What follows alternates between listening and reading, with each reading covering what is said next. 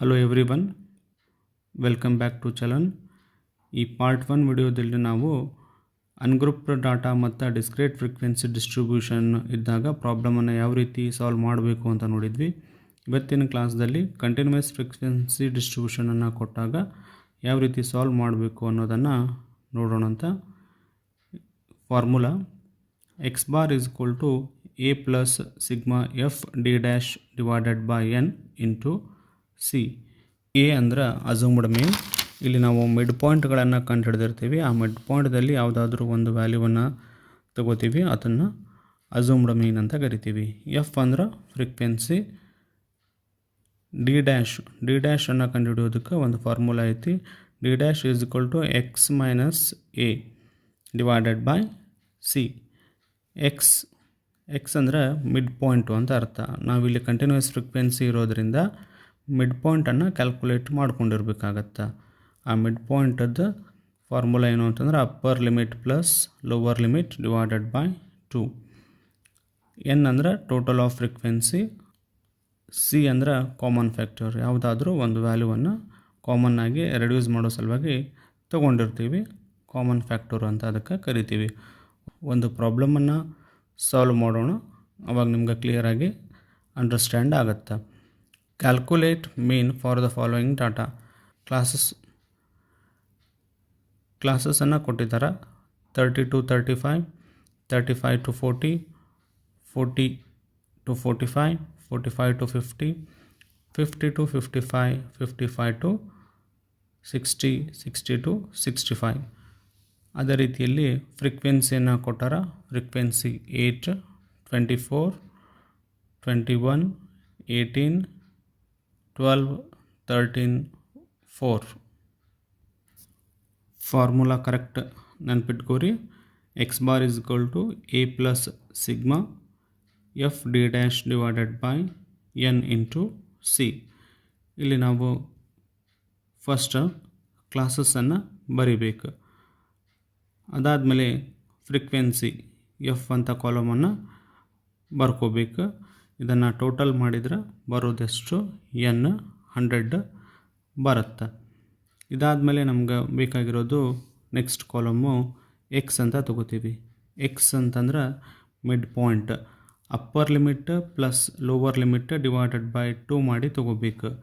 ಈ ಪ್ರಾಬ್ಲಮ್ ಒಳಗೆ ಒಂದೇದ್ರೊಳಗೆ ಅಬ್ಸರ್ವ್ ಮಾಡಿರಿ, ಕ್ಲಾಸಸ್ದಲ್ಲಿ 30 ಪ್ಲಸ್ 35 ಮಾಡಬೇಕು. 30 ಪ್ಲಸ್ 35 ಡಿವೈಡೆಡ್ ಬೈ 2 ಎಷ್ಟು? 32.5. ಇದನ್ನು ನಾವು ಎಕ್ಸ್ ಅಂತ ಹೇಳಿ ಇನ್ನೊಂದು ಕಾಲಮ್ ಹಾಕಿ ತೊಗೋಬೇಕು. ಎಲ್ಲ ವ್ಯಾಲ್ಯೂಗಳದ ಮಿಡ್ ಪಾಯಿಂಟನ್ನು ಕಂಡುಹಿಡಿಬೇಕು. ಸೆಕೆಂಡ್ ಕೇಸ್ ಒಳಗೆ 35 ಪ್ಲಸ್ 40 ಡಿವೈಡೆಡ್ ಬೈ 2. ಇದೇ ರೀತಿಯಲ್ಲಿ ಎಲ್ಲವನ್ನು ಮಾಡಿ ಬರ್ಕೋಬೇಕು. ನೆಕ್ಸ್ಟ್ ಬೇಕಾಗಿರೋ ಕಾಲಮ್ ಏನು ಅಂತಂದ್ರೆ ನಮ್ಗೆ ಇರೋದು ಡಿ ಡ್ಯಾಶನ್ನು ಕಂಡುಹಿಡಿಬೇಕು. ಡಿ ಡ್ಯಾಶ್ ಫಾರ್ಮುಲಾ ಹಿಂದೆ ಕೂಡ ನಾನು ಬರೆಸಿದ್ದೆ ನಿಮ್ಗೆ. D dash is equal to x minus A divided by c. X already ನಾವಿಲ್ಲಿ ಕ್ಯಾಲ್ಕುಲೇಟ್ ಮಾಡಿದ್ದೀವಿ. ಎ ಅಂದರೆ ಯಾವುದಾದ್ರೂ ಅಸ್ಯೂಮ್ಡ್ ಮೀನ್. ಈ ಒಂದು ಎಕ್ಸ್ ಒಳಗಿಂದ ಯಾವುದಾದ್ರೂ ಒಂದು ವ್ಯಾಲ್ಯೂವನ್ನು ತೊಗೋಬೇಕು ನೀವು, ಅಸ್ಯೂಮ್ಡ್ ಮೀನ್ ಅಂತ ಹೇಳಿ. ಯಾವುದಾದ್ರೂ ತೊಗೊಂಡ್ರೂ ನಡೀತೈತಿ. ನಾನು ಈಗ ಅಸ್ಯೂಮ್ಡ್ ಮೀನು ನಿಮ್ಗೆ 47 ತೊಗೊಂಡು ಮಾಡ್ತೀನಿ. A is equal to 47.5. C common factor ಯಾವುದಾದ್ರೂ ತೊಗೋಬೋದು, 5, 10, 15 ನೀವು ಯಾವುದಾದ್ರೂ ತೊಗೋಬೋದು.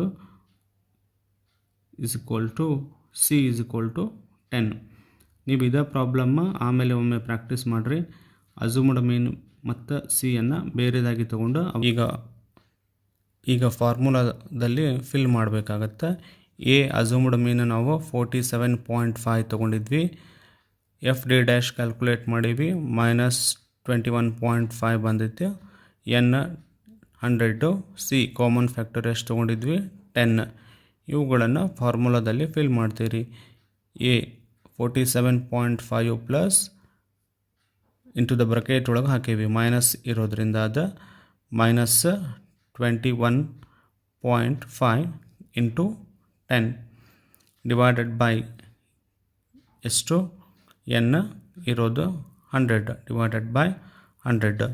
ನೆಕ್ಸ್ಟ್ ನೀವೇನು ಮಾಡಬೇಕು, ಸಿಂಪ್ಲಿಫೈ ಮಾಡಬೇಕು. ಮಲ್ಟಿಫಿಕೇಷನ್ ಮತ್ತು ಡಿವಿಷನ್ ಪೋರ್ಷನ್ ಇದನ್ನು ಕಂಪ್ಲೀಟ್ ಮಾಡಿ ಆಮೇಲೆ ಪ್ಲಸ್ ಆರ್ ಮೈನಸ್ ಮಾಡ್ತೀರಿ. ಮತ್ತು ನೀವು ಇದನ್ನು ಫಸ್ಟ್ ಆ್ಯಡ್ ಮಾಡಿ ಆಮೇಲೆ ಇಂಟು ಡಿವೈಡೆಡ್ ಬೈ ಎಲ್ಲ ಮಾಡೋಕ್ಕೆ ಹೋಗ್ಬೇಡ್ರಿ. ಮೊದಲು ಬ್ರಕೆಟ್ಸ್ ಆಫ್ ಮಾಡಬೇಕು. ಮಲ್ಟಿಫಿಕೇಷನ್ ಮತ್ತು ಡಿವಿಷನ್ ಪೋರ್ಷನ್ ಕಂಪ್ಲೀಟ್ ಮಾಡ್ಕೋಬೇಕು. ಇಲ್ಲಿ ನಾವು 21.5 ಇಂಟು 10 ಮಾಡಿದರೆ 215 ಬರುತ್ತೆ. ಮೈನಸ್ದಲ್ಲಿ ಡಿವೈಡೆಡ್ ಬೈ 100 47.5 ಹಾಗೆ ಬರಿತೀವಿ ನಾವು. ಇದನ್ನು ಮತ್ತೆ ಡಿವೈಡೆಡ್ ಬೈ ಮಾಡಿದರೆ ಎಷ್ಟು ಬರುತ್ತೆ ರೀ, 2.15. ಅದು ಕೂಡ ಮೈನಸ್ ಒಳಗೆ. ಪ್ಲಸ್ ಇಂಟು ಮೈನಸ್ ಏನು ಮೈನಸ್ ಆಗುತ್ತೆ. ಹಾಗಾಗಿ 47.5 minus 2.15. therefore arithmetic mean is equal to 45.35. ಎಷ್ಟು ಮಾಡಿದರೆ ನಿಮ್ಮದು ಆನ್ಸರ್ ಕಂಪ್ಲೀಟ್ ಆಗುತ್ತೆ.